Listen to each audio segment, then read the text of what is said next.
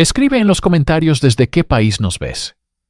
No olvides suscribirte y darle like al video. Baviera, 1808. Un sorbo de limonada para calmar la sed, ofrecido por la mano atenta de la nueva ama de llaves. Pero el alivio se transforma en un fuego abrasador, un dolor agudo que retuerce las entrañas. La víctima, el juez Glasser, mira con confusión a la mujer de rostro afable, Anna Zwanziger, sin comprender que acaba de beber su propia sentencia de muerte.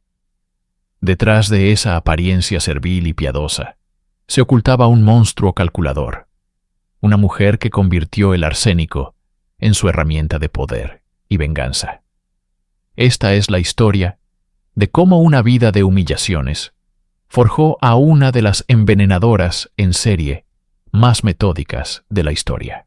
En la Nuremberg de 1776, una ciudad de gremios y comerciantes, de sombras góticas proyectadas sobre calles adoquinadas, nació una niña destinada a ser invisible. Anna Maria Schönleben, quien más tarde sería conocida por el apellido de su marido, Zwanziger, llegó a un mundo que parecía no tener un lugar para ella. Desde sus primeros años, la historia de Anna no es una de calidez o afecto, sino una de indiferencia. Descrita por los escasos registros de la época como una niña de apariencia corriente, carente de la belleza que la sociedad valoraba por encima de todo, creció en la periferia de la atención familiar y social. Su infancia no estuvo marcada por un trauma agudo y singular, sino por el goteo constante y venenoso del abandono emocional. Era la niña a la que no se miraba dos veces, la voz que se perdía en el murmullo de otras más importantes. Esta invisibilidad forjó en su interior un anhelo desesperado y corrosivo, el deseo de ser vista, de ser amada, de importar. Mientras otras niñas soñaban con bailes y vestidos, Anna observaba en silencio, acumulando un resentimiento profundo hacia un mundo que le negaba la oportunidad de brillar. Su mente, aguda y perceptiva, se convirtió en un archivo de desaires, de injusticias percibidas, de la dolorosa brecha entre la vida que tenía y la que creía merecer. En la soledad de su juventud, no cultivó la bondad ni la resignación, sino una ambición oscura, una convicción de que si el mundo no le entregaba el afecto y el estatus que anhelaba, ella encontraría la manera de arrancárselo. Las semillas de la tragedia futura no se plantaron en un acto de maldad, sino en el terreno estéril de un corazón hambriento, en la psique de una niña olvidada que juró, en silencio, que un día el mundo entero se vería obligado a recordarla. La transición de la juventud a la edad adulta no ofreció a Anna Schönleben el escape que tanto anhelaba. Por el contrario, la arrojó a una nueva forma de prisión. Su matrimonio con un notario llamado Zwanziger no fue el fruto del amor o la pasión, sino una transacción desesperada, una puerta de salida que conducía a un calabozo aún más sombrío. El señor Zwanziger, lejos de ser el salvador que la rescataría de su mediocre existencia, resultó ser un hombre consumido por sus propios vicios. Alcohólico y derrochador, su temperamento fluctuaba con el nivel de la botella, sumiendo el hogar en una atmósfera de inestabilidad y miseria. Para Anna, el matrimonio se convirtió rápidamente en una cátedra sobre la decepción. Cada promesa de un futuro mejor se disolvía en el hedor del vino barato y las deudas crecientes. La belleza y el estatus que había soñado poseer a través de un buen marido se transformaron en la cruda realidad de la pobreza y el abuso emocional. Este período fue crucial en la solidificación de su visión del mundo. Los hombres, en su mente, dejaron de ser potenciales salvadores para convertirse en obstáculos. encarceleros que se interponían entre ella y la vida de respeto y comodidad que sentía que le correspondía. El nacimiento de sus hijos, en lugar de traer consuelo, añadió capas de responsabilidad y resentimiento a su carga. Eran más bocas que alimentar, más ataduras a una vida que detestaba. Cada día, la amargura echaba raíces más profundas en su alma. El matrimonio no solo le robó sus sueños, le enseñó una lección letal. La felicidad no se recibe, se toma. Y en el silencioso teatro de su hogar infeliz, Anna Zwanziger comenzó a ensayar el papel de una mujer que ya no esperaría a que la suerte cambiara. Estaba aprendiendo a forjar su propio destino, sin importar el coste. La muerte llegó al hogar de los Zwanziger no como una tragedia, sino como un suspiro contenido. El marido de Anna, debilitado por años de abuso del alcohol y una vida disoluta, finalmente sucumbió. Oficialmente, su fallecimiento se atribuyó a causas naturales, una consecuencia predecible de su estilo de vida. Nadie levantó una ceja. Nadie sospechó. Para el mundo exterior, Anna era ahora una viuda digna de lástima, una mujer abandonada a su suerte. Pero en la quietud de su mente, la muerte de su esposo representó un punto de inflexión fundamental. No hubo lágrimas de dolor, quizás ni siquiera de alivio, solo un frío y pragmático cálculo de su nueva realidad. La libertad que la viudez parecía prometer era una ilusión. En lugar de liberación, encontró la desolación económica. Las deudas de su marido se cernían sobre ella como buitres, y sin su magro ingreso, Anna y sus hijos se enfrentaban a la indigencia total. La sociedad de principios del siglo XIX no ofrecía redes de seguridad para una mujer en su posición. Estaba sola, despojada de estatus y sin medios para sobrevivir. Esta etapa de su vida la empujó al límite, transformando su amargura latente en una desesperación activa. Se vio forzada a buscar empleo, una humillación para la mujer que soñaba con ser la señora de una gran casa. Aceptó trabajos como sirvienta y ama de llaves, ingresando en los hogares de otros, observando la vida que ella codiciaba desde la posición más servil.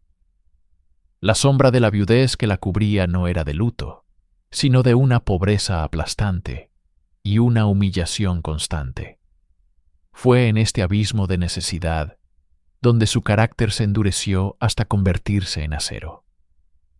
El mundo le había fallado como hija, como esposa y ahora como viuda. La compasión y la moralidad se convirtieron en lujos que ya no podía permitirse. Una nueva determinación, fría y afilada, comenzó a tomar forma. Sobreviviría, prosperaría y lo haría por cualquier medio necesario. Con la determinación forjada en la desesperación, Anna Zwanziger se reinventó a sí misma. Ya no era la esposa maltratada, ni la viuda indigente. Ahora era el ama de llaves perfecta. Su estrategia era la mimetización. En cada hogar donde trabajaba, principalmente los de jueces y funcionarios viudos de cierto prestigio, se convertía en un pilar de orden y eficiencia. Era discreta, trabajadora e indispensable. Su habilidad para gestionar una casa era impecable, ganándose rápidamente la confianza y la dependencia de sus empleadores. Pero bajo esta fachada de leal servidumbre, operaba una mente calculadora y ambiciosa. Su verdadero objetivo no era un salario estable, sino la posición de su señor. Anhelaba convertirse en la señora de la casa, no en su cuidadora. Observaba a sus empleadores, hombres solitarios y de edad avanzada, y veía en su vulnerabilidad una oportunidad. Fue entonces cuando el arsénico entró en su vida, no como un arma, sino como una herramienta de seducción retorcida. En aquella época, el arsénico, conocido como el polvo de la herencia, era aterradoramente fácil de conseguir. Se vendía abiertamente en las boticas como veneno para ratas, sin preguntas ni registros. Para Ana, este polvo blanco representaba el poder de controlar, de manipular, de acercarse a su objetivo. Su plan inicial no era el asesinato, sino una forma macabra de cortejo. Administraría pequeñas dosis no letales a su empleador, lo suficiente para provocar una enfermedad misteriosa y persistente.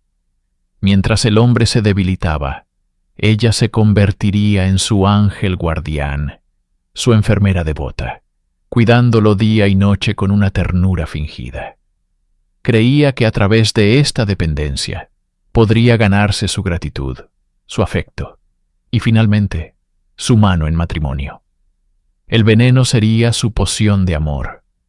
Los primeros susurros del arsénico no eran gritos de odio, sino murmullos de una ambición desesperada. En la oscuridad de la despensa, con un pequeño paquete de polvo blanco en la mano, Anna Zwanziger estaba a punto de dar su primer paso de sirvienta a verdugo. Tras el desastre en la casa de los Groman, donde dejó un rastro de enfermedad y sospecha, Anna Zwanziger necesitaba desaparecer y reinventarse una vez más. Su reputación, aunque aún no manchada por acusaciones formales de asesinato, estaba en ruinas en su círculo inmediato. Con una audacia nacida de la desesperación y un narcisismo inquebrantable, puso sus ojos en un premio mayor, la casa del juez Gebhard von Glaser en Pegnitz. En 1808, se presentó no como una simple sirvienta, sino como el remedio a todos los males del hogar. El juez Glaser, un hombre respetado y viudo, vivía con su familia, y la llegada de Ana fue, al principio, como una bendición. Se movía con una eficiencia silenciosa y una devoción casi teatral. La casa nunca había estado tan ordenada. Las comidas nunca habían sido tan puntuales. Se ganó la confianza de los niños y se convirtió en una presencia indispensable para el juez, quien veía en ella la solución a su caos doméstico. Ana interpretaba su papel a la perfección. Era humilde pero competente, solícita, pero sin ser intrusiva. Era un estudio de la servidumbre idealizada del siglo XIX. Sin embargo, bajo esta fachada de abnegación se agitaba un propósito mucho más oscuro. Cada paño que doblaba, cada plato que servía, era un paso en su plan maestro. Su objetivo no era servir al juez Glaser, sino convertirse en su igual, en la señora de la casa. Para ello, cualquier obstáculo, real o percibido, debía ser eliminado. En esta nueva etapa, su paciencia se había afinado. Ya no era la joven impulsiva de sus primeros fracasos. Ahora era una estratega del veneno, una depredadora que observaba a su presa, esperando el momento perfecto para atacar. La casa del juez Glaser no era un refugio para ella. Era un campo de batalla, donde libraría su guerra más silenciosa y letal hasta la fecha. Una guerra por el estatus y el control que se pagaría con la vida de aquellos que confiaron en su cuidado. La paz en el hogar de los Glaser era una ilusión cuidadosamente orquestada por Ana. Su verdadera obra comenzó en la cocina, el corazón de la casa y su dominio indiscutible. Allí, con el pretexto de preparar tés reconfortantes y caldos nutritivos, empezó a administrar su arma preferida, el arsénico. El primer objetivo fue la esposa del juez, Frau Glaser. La elección no fue casual. Eliminarla era el paso fundamental para poder ocupar su lugar. Ana comenzó con dosis minúsculas, casi homeopáticas, de moscas de papel, papeles impregnados de arsénico que disolvía en líquidos. El veneno era insípido, inodoro, un fantasma en la comida y la bebida. Al principio, los síntomas de Frau Glaser eran vagos y fácilmente atribuibles a cualquier dolencia común de la época. Sufría de náuseas persistentes, calambres estomacales y una fatiga abrumadora. se quejaba a su marido de un extraño y desagradable sabor metálico que parecía impregnarlo todo. Una queja que los médicos, perplejos, desestimaban como un síntoma de su constitución débil. Mientras la salud de la señora de la casa se deterioraba, Ana intensificaba su papel de cuidadora devota. Era ella quien estaba al lado de la cama de Frau Glaser día y noche, ofreciéndole sorbos de té envenenado y palabras de consuelo. Se convirtió en el filtro a través del cual la familia interactuaba con la enferma, controlando la información y reforzando la narrativa de una enfermedad misteriosa e incurable. Esta dualidad era el núcleo de su psicopatía. Disfrutaba de un poder absoluto, siendo a la vez la causa del sufrimiento y la única fuente aparente de alivio. Cada gemido de dolor de su víctima era una nota en la sinfonía de su éxito. La confianza que la familia depositaba en ella era el verdadero veneno, y el arsénico, simplemente el instrumento. La casa se llenó de una atmósfera de impotencia y temor, mientras el ángel del hogar continuaba su metódica y macabra labor, invisible a los ojos de todos. Los meses se convirtieron en una tortura insidiosa para Frau Glaser. La enfermedad, que había comenzado como una molestia, se transformó en una agonía implacable. El arsénico, administrado con una regularidad sádica por Ana, estaba devastando su cuerpo desde dentro. La mujer, antes vibrante, se consumía en su lecho, su piel adquiriendo un tono pálido y enfermizo, sus ojos hundidos en cuencas oscuras. Los médicos visitaban la casa con frecuencia, ofreciendo diagnósticos contradictorios y remedios inútiles. Hablaban de fiebres gástricas, de desórdenes nerviosos, de melancolía. Ninguno sospechó la verdad, que la causa de tanto sufrimiento dormía bajo su mismo techo y le ofrecía una cuchara de caldo envenenado con una sonrisa compasiva. Anna Zwanziger era la maestra de esta ceremonia de la muerte. Orquestaba cada detalle, consolaba al juez Glaser, asegurándole que hacía todo lo humanamente posible. Calmaba a los niños, asustados por el deterioro de su madre, y, sobre todo, nunca se apartaba del lado de su víctima. Era un espectáculo de devoción perversa. Le leía, le cambiaba los paños fríos de la frente y le susurraba palabras de esperanza. Todo mientras sabía que cada sorbo de líquido que le administraba la acercaba un poco más a la tumba. El sufrimiento de Frau Glaser fue atroz. Los dolores violentos, los vómitos incesantes y la debilidad extrema la convirtieron en una prisionera en su propio cuerpo. La casa, antes un lugar de respetabilidad y orden, se impregnó del olor a enfermedad y desesperación. Finalmente, en mayo de 1809, tras meses de un calvario orquestado, el cuerpo de Frau Glaser no pudo más. Exhaló su último aliento rodeada de su familia y de la mujer que la había asesinado. El médico de la familia, sin la menor sospecha, certificó la muerte como resultado de una consunción nerviosa. Ana lloró con más vehemencia que nadie. Su actuación de duelo fue impecable. Había logrado su objetivo. El obstáculo había sido eliminado. La casa estaba de luto, pero en la mente de Ana, el camino hacia el altar y el título de señora Glaser estaba finalmente despejado. Con Frau Glaser bajo tierra, Anna Zwanziger creyó que su victoria era inminente. Había interpretado el papel de la sirvienta leal y la enfermera abnegada a la perfección.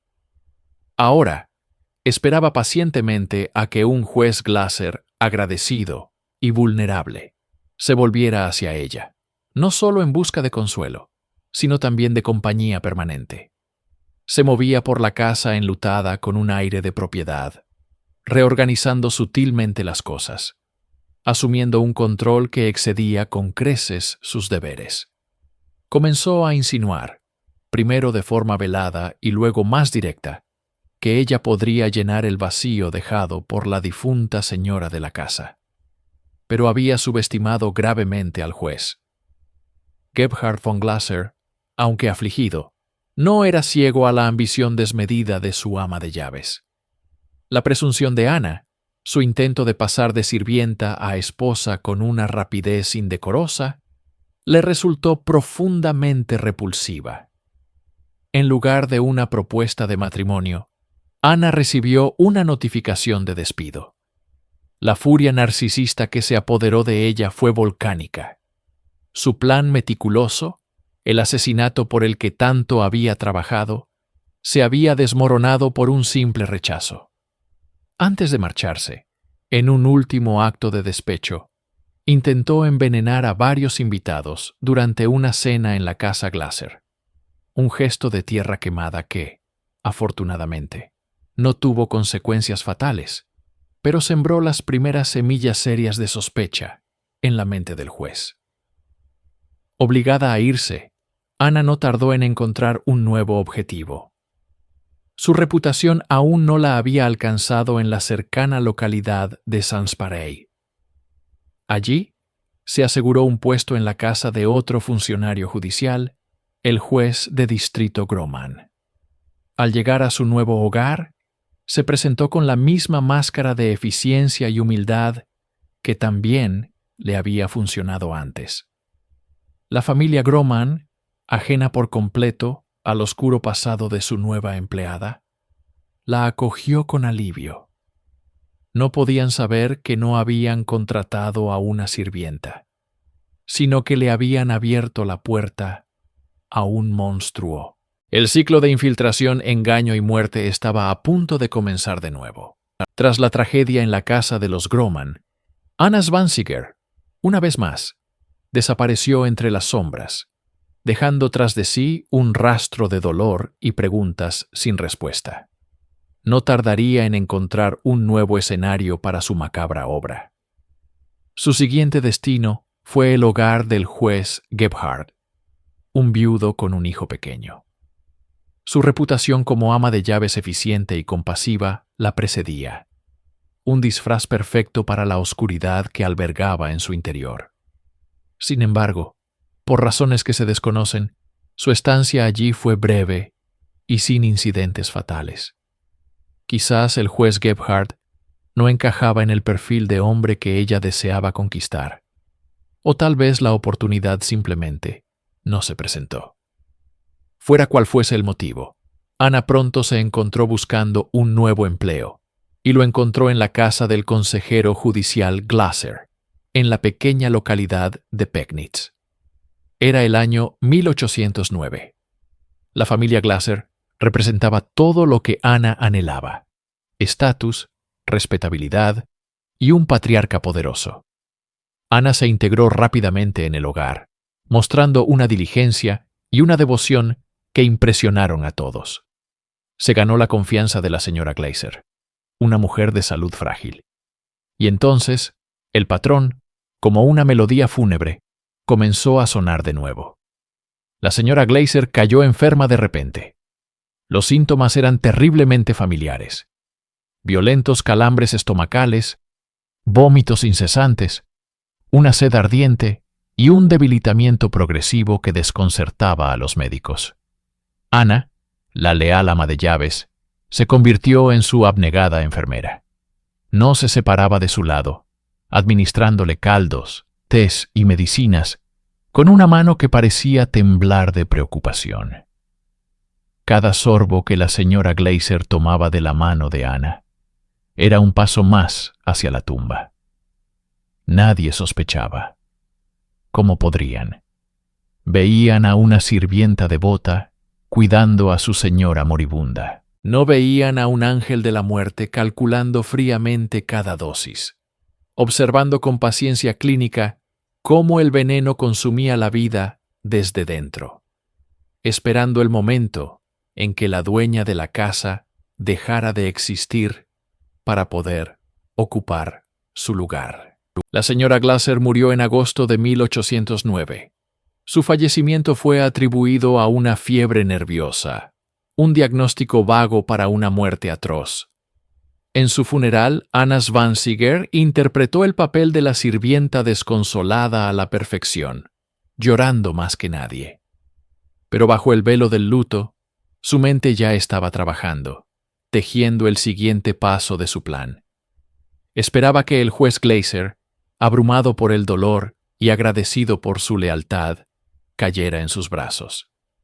Se imaginaba a sí misma como la nueva señora de la casa, la esposa de un hombre importante, alcanzando por fin el estatus que creía merecer. Pero el juez Glaser no reaccionó como ella esperaba. Aunque apreciaba su servicio, no sentía por ella más que la gratitud de un empleador. Pasaban las semanas y la propuesta de matrimonio que Ana anhelaba nunca llegó. La frustración comenzó a corroerla, transformándose en un resentimiento gélido. Finalmente, el juez, quizás sintiendo la intensidad incómoda de su ama de llaves, decidió despedirla. Para Ana, este rechazo fue la máxima humillación. El amor obsesivo que sentía se transmutó instantáneamente en un odio letal. Si no podía tenerlo, nadie lo tendría. Expulsada de la casa, su método de ataque tuvo que cambiar. Ya no podía administrar el veneno directamente en la comida o la bebida. Así que ideó un plan más audaz y desesperado. Comenzó a enviar paquetes y cartas a la casa de los Glaser. Eran regalos aparentemente inofensivos: pasteles, vino, pequeños obsequios. Pero estos presentes estaban impregnados de arsénico. Incluso el papel de las cartas que escribía, llenas de falsas súplicas y declaraciones, estaba espolvoreado con el polvo blanco de la muerte. Su objetivo principal era el propio juez Glaser, pero su rabia era tan indiscriminada que no le importaba quién más pudiera resultar herido.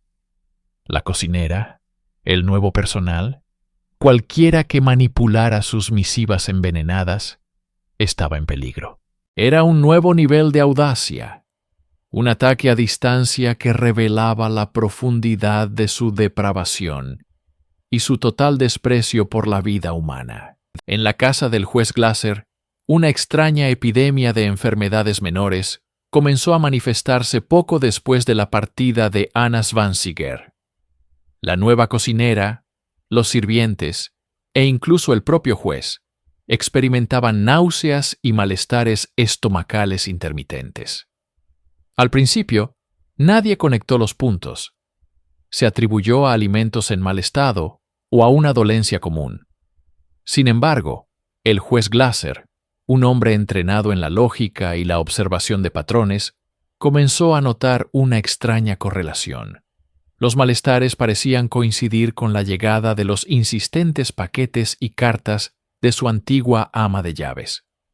Un día, mientras leía una de las misivas de Ana, sintió un sabor metálico y amargo en la boca. Fue una sensación fugaz, pero lo suficientemente extraña como para encender una alarma en su mente analítica. La semilla de la sospecha fue plantada. El juez comenzó a rebobinar los acontecimientos en su memoria. Recordó la repentina y violenta enfermedad de su esposa. Recordó la devoción casi sofocante de Ana durante sus últimos días. Recordó su extraña insistencia en preparar personalmente la comida y las bebidas para la enferma. Luego, su mente saltó a un caso del que había oído hablar, el del consejero Groman. Los detalles eran inquietantemente similares. Una esposa que muere tras una enfermedad misteriosa y una ama de llaves, la misma Anna Zwanziger, que la cuidaba. Las coincidencias se apilaban hasta formar una montaña de dudas. Era posible. ¿Podría la mujer que había parecido tan leal ser responsable no solo de los malestares actuales en su casa, sino también de la muerte de su propia esposa? La idea era monstruosa, casi impensable. Pero Glaser era un hombre de leyes, no de sentimentalismos. La evidencia circunstancial, aunque tenue, apuntaba en una dirección aterradora. Decidió actuar con la cautela de un investigador. Reunió las cartas y los paquetes restantes enviados por Anna y los guardó como prueba. Contactó a las autoridades y a expertos en química, compartiendo sus crecientes y terribles sospechas. El velo de compasión de Anna Zwanziger comenzaba a rasgarse, revelando el rostro de un monstruo que había vivido bajo su propio techo. La sospecha del juez Glaser era una acusación de una gravedad extrema, basada, hasta ese momento, en conjeturas y patrones. Para convertir la sospecha en certeza, necesitaba una prueba irrefutable, una evidencia que no dejara lugar a dudas. Y esa prueba yacía a 2 metros bajo tierra en el cementerio de Pegnitz. Con el corazón apesadumbrado, pero con la determinación de un hombre que busca justicia, Glaser tomó una decisión drástica y sin precedentes para la época.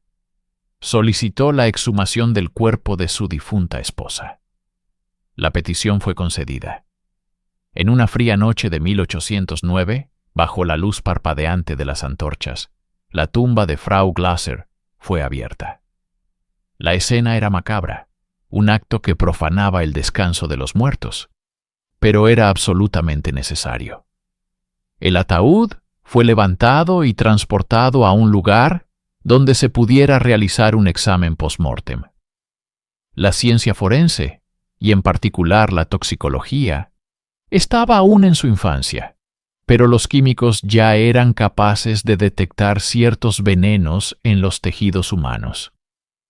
El cuerpo fue examinado por médicos y químicos de la corte. Lo que encontraron fue concluyente y espeluznante. A pesar del tiempo transcurrido, los órganos internos de Frau Glaser, especialmente su estómago e intestinos, contenían cantidades masivas de óxido de arsénico. El veneno, con sus propiedades conservantes, había preservado parcialmente los tejidos, dejando una firma química inconfundible. No había sido una fiebre nerviosa. Había sido un envenenamiento sistemático, deliberado y brutal. El cadáver de Frau Glaser, desde el silencio de la tumba, gritaba la verdad. Cada gramo de arsénico encontrado en sus restos era un testimonio mudo del sufrimiento que había padecido y de la crueldad de su asesina. Con esta prueba científica en la mano, la investigación dio un giro definitivo. Ya no se trataba de una corazonada. Se trataba de un asesinato probado. Las autoridades emitieron una orden de arresto contra Anna Maria Zwanziger. La cazadora se había convertido en la presa. La tumba del juez Wolfgang Glaser, sellada por la tierra fría de Baviera, guardaba un secreto que los susurros y las sospechas por sí solos no podían desenterrar. La justicia, hasta ese momento, se había basado en testimonios, en la lógica y, a menudo, en la intuición. Pero en la primavera de 1809, algo cambió. Impulsado por la insistencia del joven juez von Goner y la creciente inquietud de la comunidad médica, se tomó una decisión radical y sin precedentes para la época: la exhumación. El acto mismo era un tabú, una profanación del descanso eterno que solo podía justificarse por la más grave de las sospechas. Cuando el ataúd fue abierto, el estado del cuerpo de Glaser, notablemente bien conservado meses después de su muerte, fue la primera bandera roja para los ojos entrenados. Era una de las macabras características del envenenamiento por arsénico, un conservante tan eficaz para los muertos como letal para los vivos. Los órganos fueron extraídos con una solemnidad casi ritual y entregados a los químicos más reputados de la región. En un laboratorio iluminado por velas, lejos de los tribunales y las salas de interrogatorios, comenzó la verdadera investigación. La toxicología forense estaba en su infancia. No existían las pruebas rápidas ni los espectrómetros de masas. El proceso era arduo, una alquimia oscura que buscaba la verdad en las vísceras. Los químicos sometieron las muestras a una serie de procedimientos rudimentarios pero efectivos, calentando los tejidos, observando los vapores y buscando el característico residuo metálico, el llamado espejo de arsénico. Cada paso era meticuloso, cada reacción documentada. La tensión era palpable. Si no encontraban nada, la reputación de von Gunner quedaría destrozada y una posible asesina seguiría libre. Pero entonces llegó la confirmación, inequívoca. En las entrañas del respetado juez había una cantidad letal de arsénico. El veredicto del laboratorio fue más poderoso que cualquier testimonio. La muerte de Wolfgang Glasser no fue un acto de Dios, sino un acto de malicia humana. La ciencia había hablado, transformando el fantasma de la duda en la certeza del asesinato. Con la prueba científica en la mano, el caso se transformó. Ya no era una investigación sobre una muerte sospechosa. Era una casa de asesinato con un nombre y un rostro: Anna Zwanziger. Pero la mujer que conocían como una devota y servicial ama de llaves se había desvanecido como el humo. La noticia del hallazgo de arsénico se extendió con la velocidad de un incendio, y con ella, el pánico. Las autoridades emitieron una orden de arresto, pero Anna les llevaba una ventaja considerable. Era una maestra del engaño, una sombra que se movía con facilidad entre las ciudades y pueblos de Baviera, cambiando su nombre y su historia con la misma facilidad con la que cambiaba de delantal. La casa se convirtió en una desesperada carrera contra el tiempo. Cada día que pasaba, crecía el temor de que ya se hubiera infiltrado en otro hogar, sonriendo a otra familia, sirviendo té a otra esposa desprevenida, o cuidando a otro niño inocente. Los investigadores comenzaron a reconstruir su rastro, un arduo trabajo de detective en una era sin fotografías ni comunicaciones instantáneas. Interrogaron a cocheros, posaderos y antiguos empleadores. Recopilaron descripciones. Una mujer de mediana edad, de aspecto sencillo, piadoso y algo lastimero, siempre rápida en ofrecer ayuda y compartir historias de sus propias desgracias inventadas. Era un perfil que le permitía ganarse la simpatía y la confianza al instante. Se enviaron jinetes con avisos a los pueblos vecinos, describiendo a la fugitiva y el peligro que representaba. La nani asesina se convirtió en una leyenda local, una figura de terror, susurrada en las tabernas y en las cocinas. Los informes de posibles avistamientos llegaban, pero siempre resultaban ser pistas falsas, o llegaban demasiado tarde. Anna parecía tener un sexto sentido para el peligro, abandonando un lugar justo antes de que la red se cerrara sobre ella. La pregunta que atormentaba a los investigadores no era solo dónde estaba, sino con quién. ¿Cuántas tazas de té envenenado más serviría antes de que la encontraran? La sombra de Anna Zwanziger se cernía sobre toda la región, un recordatorio andante de que el mal más profundo podía esconderse detrás de la máscara más ordinaria. La cacería, que se había extendido durante meses a través de la campiña bávara, finalmente llegó a su fin, gracias a una combinación de suerte y la propia arrogancia de Anna. Creyéndose a salvo y anónima, una vez más, había encontrado empleo en la casa de otro juez en la ciudad de Bayreuth. Su reputación como una excelente y devota sirvienta la precedía, un disfraz que había perfeccionado hasta el arte. Sin embargo, su notoriedad también se había extendido. Un aviso de búsqueda, con una descripción detallada de su apariencia y sus modales, llegó a manos de las autoridades locales. La descripción coincidía inquietantemente con la nueva ama de llaves de la casa del juez. La tarde del 18 de octubre de 1809, varios agentes de la ley se dirigieron a la residencia. No hubo una entrada forzada ni un enfrentamiento violento. Llamaron a la puerta principal, que fue abierta por una mujer de aspecto apacible y maternal. Era Ana. Al ver a los oficiales, su rostro no mostró pánico, sino una estudiada indignación. Cuando la acusaron, su actuación fue magistral. Lloró, clamó al cielo, se declaró una pobre viuda víctima de una terrible calumnia. La familia para la que trabajaba, que había llegado a quererla y confiar en ella, observaba la escena con incredulidad y confusión. ¿Cómo podía ser esta mujer amable la monstruosa envenenadora que buscaba toda Baviera? Pero la farsa no podía sostenerse. Los agentes procedieron a registrar sus pertenencias. En el fondo de un baúl, escondido entre sus ropas sencillas, encontraron lo que buscaban: varios paquetes de papel cuidadosamente doblados. Dentro de cada uno, un polvo blanco e inconfundible. Era arsénico. Al ser confrontada con la evidencia física, la máscara de Ana comenzó a resquebrajarse. La indignación dio paso a un silencio gélido.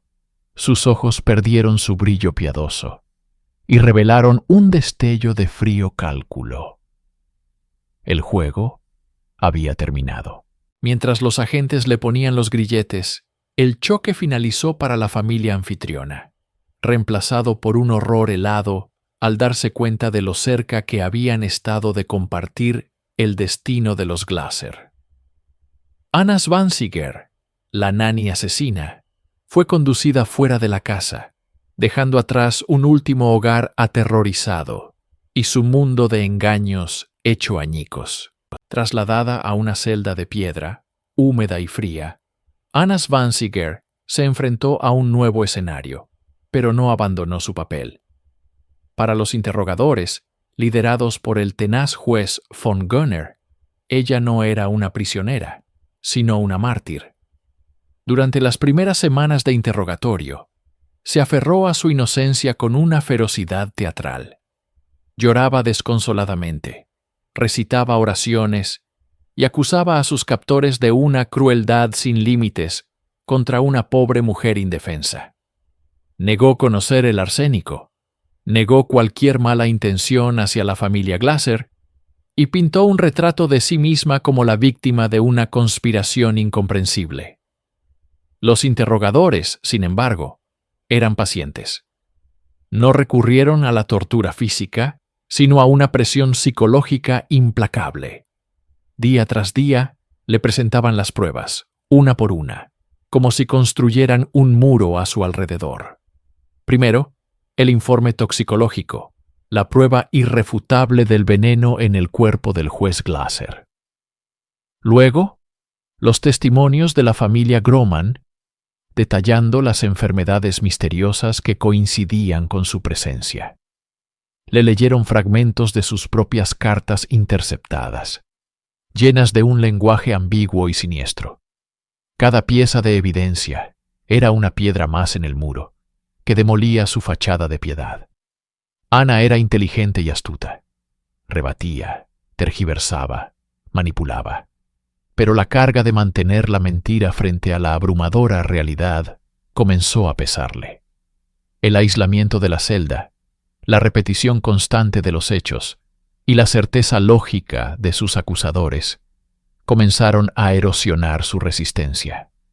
El punto de inflexión no fue un grito, sino un susurro. Después de semanas de negaciones, en un momento de aparente agotamiento, el interrogador le preguntó una vez más sobre el polvo blanco encontrado en su baúl. Hubo una larga pausa.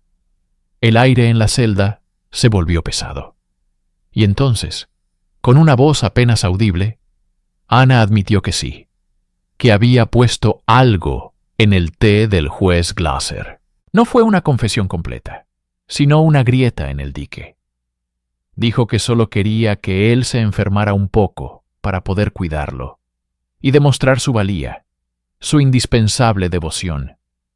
Fue la primera admisión de culpa, una verdad retorcida y autojustificada, que abrió las compuertas. A partir de ese momento, la historia completa, en toda su escalofriante y narcisista gloria, comenzó a derramarse desde la fría celda de la prisión. El 16 de abril de 1811, las puertas del tribunal de Kulmbach se abrieron para dar comienzo a uno de los juicios más sensacionales de la historia bávara. El aire en la sala era denso, cargado de una mezcla de morbo, miedo y una desesperada necesidad de justicia. En el centro de todo, sentada en el banquillo de los acusados, estaba Anna Maria Zwanziger.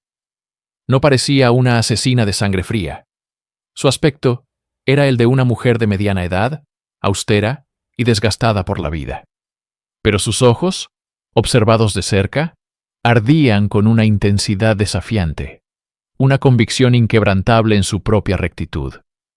La acusación, liderada por el perspicaz juez Christoph von Aretin, no dejó piedra sin remover. El caso que presentaron era metódico, implacable y abrumador. Uno por uno, los testigos subieron al estrado. El juez Gebhard, aún frágil y con la salud permanentemente dañada, relató con voz temblorosa cómo su amable ama de llaves casi lo lleva a la tumba. Describió el sabor metálico en el té, el dolor agudo en sus entrañas y la lenta decadencia que se apoderó de su cuerpo. Luego fue el turno de los Glaser, quienes contaron la trágica historia de su bebé, un niño que se marchitó bajo los cuidados de Anna. Cada testimonio era un martillazo contra el muro de negación de la acusada. La evidencia física era aún más condenatoria. Los fiscales presentaron los paquetes de matamoscas y polvos blanqueadores encontrados entre las pertenencias de Anna, que el análisis químico confirmó como trióxido de arsénico puro. Pero el golpe de gracia fue la presentación de los informes forenses de los cuerpos exhumados. Por primera vez en un juicio de esta magnitud en la región, la ciencia toxicológica hablaba desde la tumba, revelando cantidades letales de arsénico en los restos de la jueza Glaser y su hijo. Ante esta prueba irrefutable, la fachada de Anna comenzó a resquebrajarse. Su defensa, basada en negaciones y acusaciones de conspiración, se desmoronaba. Insistía en que era una víctima, una mujer piadosa perseguida por empleadores ingratos. Pero la montaña de pruebas y el coro de voces de sus víctimas, tanto vivas como muertas, contaban una historia muy diferente, la de una depredadora que operaba desde el corazón del hogar. Más allá de los hechos forenses y los testimonios desgarradores presentados en el juicio, se encontraba la pregunta más inquietante de todas. ¿Por qué? Para comprender los crímenes de Anna Zwanziger, debemos sumergirnos en la oscura y retorcida lógica de su mente. El motor principal de sus acciones no era la codicia ni la pasión, sino una forma virulenta y patológica de venganza. Anna sufría de lo que hoy podríamos diagnosticar como un trastorno narcisista de la personalidad severo. Se veía a sí misma como una figura superior, una mujer de refinamiento y sensibilidad, atrapada en un mundo que no la apreciaba. Cada despido, cada crítica, cada rechazo, no era un simple contratiempo laboral, sino una herida mortal a su frágil y grandioso ego. En su mente, no era una empleada incompetente, era una dama noble traicionada por amos vulgares e ingratos. El veneno se convirtió en su instrumento de poder y justicia. Para una mujer sin estatus social ni influencia, el arsénico era el gran ecualizador. Le permitía ejercer un control absoluto y divino sobre aquellos que la habían ofendido. Desde la invisibilidad de la cocina, podía dictar la vida y la muerte, castigando a sus enemigos con un sufrimiento atroz, mientras mantenía una fachada de cuidadora devota. Este sadismo se entrelazaba con un macabro síndrome de Munchausen por poder. Ana no solo quería ver sufrir a sus víctimas, anhelaba ser la heroína que las salvaba. Envenenaba lentamente, creando enfermedades misteriosas que solo ella parecía capaz de aliviar. Esto la colocaba en el centro de la atención, convirtiéndola en la figura indispensable y compasiva, cuya presencia era desesperadamente requerida. Era una obra de teatro macabra, en la que ella era la guionista, la directora y la estrella principal. Sus diarios y cartas, analizados durante la investigación, revelaron un mundo interior de autoengrandecimiento y victimismo. Se describía a sí misma como una mártir, una alma poética condenada a sufrir a manos de la mediocracia. Esta narrativa autoconstruida la absolvía de toda culpa, transformando sus atroces actos de asesinato en una forma de justicia poética, una venganza justa contra un mundo que se había atrevido a subestimarla. El juicio llegó a su inevitable clímax. Después de semanas de testimonios escalofriantes y la presentación de pruebas científicas irrefutables, el jurado se retiró a deliberar. La sala del tribunal de Kulmbach permaneció en un silencio tenso, cada segundo estirándose en una eternidad. El destino de Anna Zwanziger pendía de un hilo, aunque para la mayoría de los presentes, el resultado era una conclusión inevitable. Cuando el jurado regresó, sus rostros eran solemnes, grabados con la pesada carga de su deber. El portavoz se puso en pie, y con una voz clara que resonó en el silencio sepulcral, pronunció la palabra: culpable. Culpable de múltiples cargos de asesinato y tentativa de asesinato.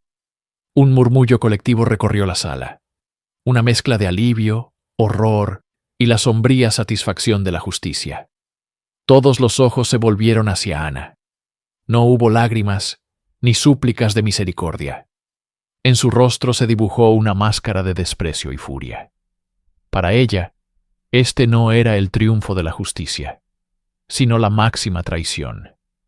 En su mente delirante, era una mártir condenada por la ignorancia y la malicia de hombres inferiores. El juez von Aretin, tras la lectura del veredicto, procedió a dictar la sentencia. Con la gravedad que exigía la ley, condenó a Anna Maria Zwanziger a la pena capital.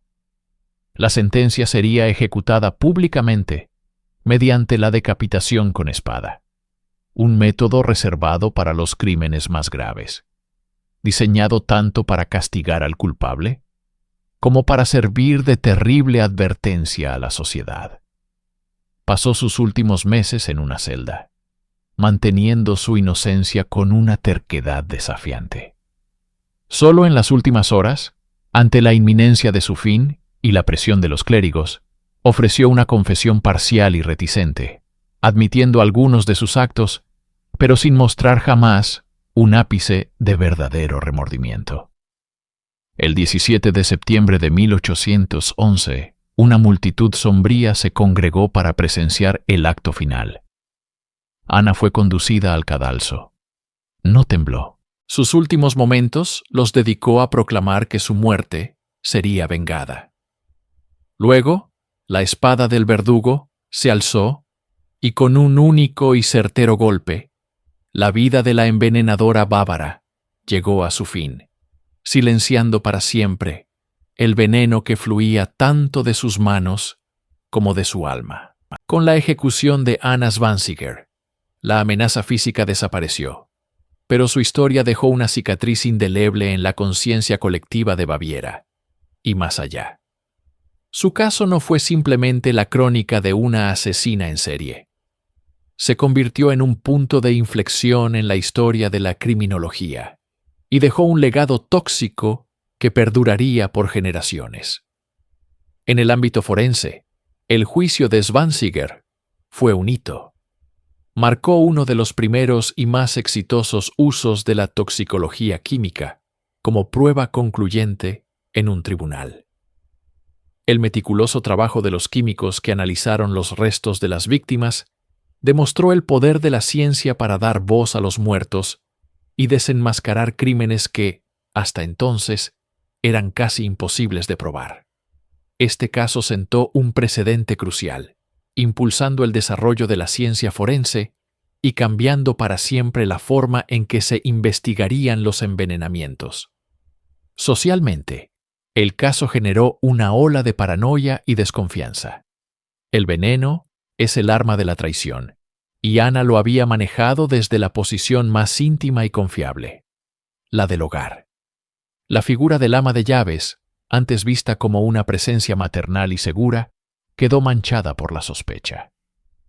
La historia de Zwanziger se convirtió en un cuento con moraleja, una advertencia sobre los peligros que podían acechar detrás de una sonrisa servil y una taza de té caliente. Alimentó el miedo al enemigo interno, la idea de que el mal podía infiltrarse en el santuario de la familia sin ser detectado. Anna Zwanziger se inmortalizó como un arquetipo en los anales del crimen, la envenenadora doméstica. Su perfil psicológico, el de una narcisista vengativa que usa el veneno como herramienta de poder y control, se convertiría en un modelo estudiado por criminólogos y psicólogos durante siglos. Su historia demostró que los monstruos no siempre llevan garras o colmillos. A veces llevan un delantal y ofrecen una sopa reconfortante. El legado de Anna Zwanziger es, por tanto, doble. Por un lado, es la historia de una tragedia y un terror que destrozó vidas inocentes. Por otro, es la historia de cómo la justicia, con la ayuda de la ciencia emergente, pudo prevalecer contra un mal insidioso. Su nombre, una vez olvidado, ahora se recuerda como sinónimo de la más oscura de las traiciones, un recordatorio perpetuo de que el veneno más peligroso es el que se administra con una mano amiga.